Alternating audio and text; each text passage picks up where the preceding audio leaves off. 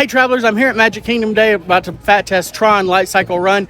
It's been a while since I have tested that one. It was at cast previews.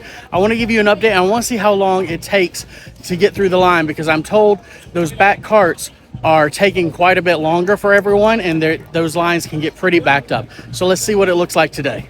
Tron is still where it's a paid lightning lane where you can pay however much it costs for the day. That does vary. Or you can get in a virtual queue at 7 a.m. Those are still going extremely fast. I got on right at 7 and now it's already about 4 o'clock when mine's about to be called.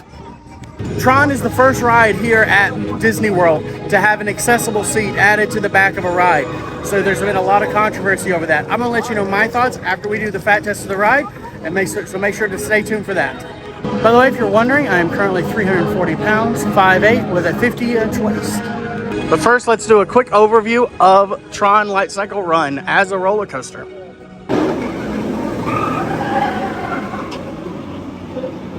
Tron Light Cycle Power Run is a cut and paste roller coaster from Shanghai Disneyland, where it opened in 2016. The Magic Kingdom version was announced at D23 in July of 2017, and ground broke on construction in February 2018. The coaster finally opened in April of 2023. The coaster gets up to speeds of 59 miles per hour, has a height of 78 feet, and is 3,169 feet long track. It plays music by Daft Punk, and it is sponsored at Magic Kingdom by Enterprise Rent-A-Car. Let's continue on checking out the ride and see if it passes the fat test. This sign about body shapes for the ride is a new addition, and I hear reports that a lot of people were not testing this. The virtual queue is to your right, lightning lane over here, but then up here is where the test seats are, so you need to go over to the left to get to the test seats. So I've asked Disney to do something because this is just turning into a photo op, and it means that it takes a lot longer for people to actually just need to do a test seat to be able to do it. I mean, I get it, it's a cool seat, but they need to do something about this because, I mean, have this here, but have another place for people to actually do a test seat. All right, so it actually has to come here. This is where you're trying to get to. Right there, where your legs are.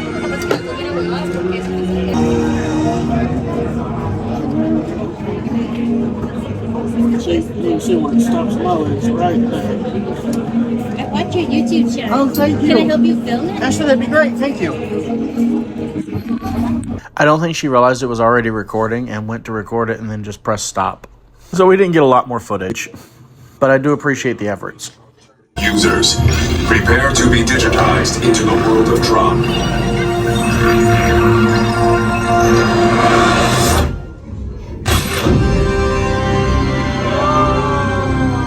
That is the fastest and one of the coolest pre-shows on property. And the lighting in here is okay, I don't have a bag today, but if you do, these are double-sided lockers. You can use a card if you don't have one, or your Magic Band to open them, and then you'll exit and open it. So make sure to remember your number.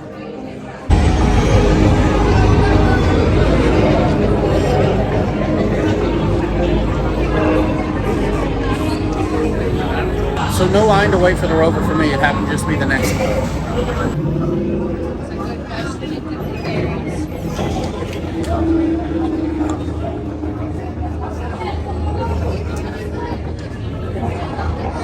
See that? No problem. Fits perfectly fine. Tron and Space Mountain are the two rides they do not allow you to film on at Magic Kingdom, which is why I provided them. They have a recovery zone over here if you're dizzy or just need a break after that. Oh, so you pick your dog. Here's the other side of all those lockers. See, here's what they could do is they could take this one, make it a normal one, and then have this as the photo op area.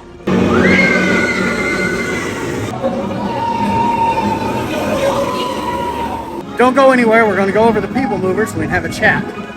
Let's check out the new launch depot. I haven't actually seen it since it's been open. Those jackets are cool. Are they jackets or vests? Oh, they don't have... Oh, okay, I see what's going on there. That's the women's. There it is. I guess it's all Tron now. The backpack. I bet eventually they will roll some other stuff out in this store, so it's other things. That's a pretty cool looking water bottle. If you want some custom stuff, you can do that here. One of the cool things I think they have is you can do custom ornaments.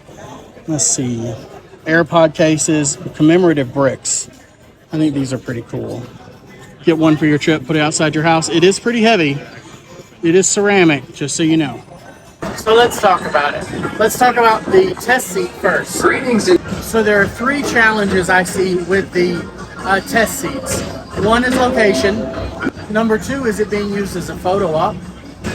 And number 3 is there's no cast member there to really help you see where the bar is and if you're able to do it. So if you're by yourself, there's no way to say, put your leg down further, do this, do that. So let's start with the location. That's always a double-edged sword. It's really an out of sight, out of mind principle. Say hello to our astronaut friends real quick. So the challenge with location is a lot of people don't like it where it's in the open, but if it's not in the open, people don't think, oh, I should test this seat. I might not fit. I mean, like the larger of us do for sure, but the person that might be a little bit bigger and still have trouble with that, which I don't think you would. I think that you got to be about my size before you really start having trouble. It's all in the legs, but they might not think to test it. Now, the second challenge is if you make it a photo op, and I understand the chairs are really cool and why people would want to do that, but if you do that, then you always have the problem of people that need to test the seat having this long wait. And I actually had to tell one family, I'm sorry, I actually need to use this for the utility. It should be utility first. And I think that's something that can be solved by the third problem. There needs to be a cast member there. They need to help guide people through the seat to make sure they're doing it right, to make sure if they can possibly bend their legs lower and make it fit.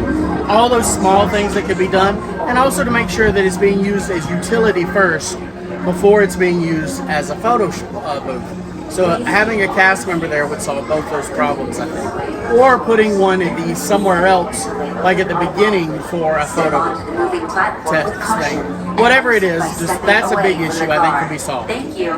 Now let's get on to the ride itself. First off, I love the Rover. I think it's one of the most comfortable seats on any roller coaster. I think it's a great idea. Something a lot of people don't like is they think everybody should just fit in the regular seat, and I get that. If you know me, my whole thing is that you're not entitled to be able to fit on a ride. It's okay if you don't. Now approaching. I want people to be able to fit on as much as possible. That doesn't mean you're always going to be able to fit on anything. I actually think this is a great idea because it's something that you could do for a lot of other rides, such as in and around Universal, where there are a lot of rides that people can't fit on. And instead of redoing the entire thing, Universal could take and do an accessible seat on the back of their roller coasters. The ride itself is very short, but it's a lot of fun. It's a fast takeoff. I kind of think I prefer the Rover. I don't know. I've heard people complaining about the other seat. But it's only about 1 minute and 10 seconds long. If you enjoyed that, make sure to check out this full fat test of Magic Kingdom.